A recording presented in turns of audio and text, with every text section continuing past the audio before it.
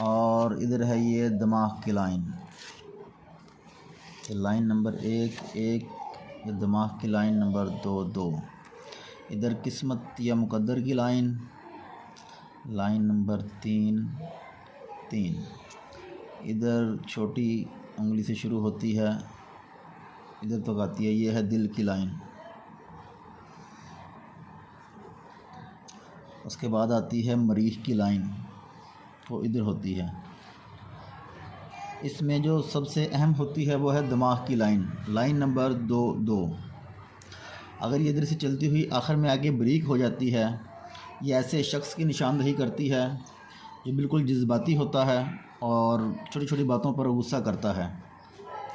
अगर आकर ये 2 शाखी हो जाए, यहाँ से ये बहुत ज़्यादा ज़हानत को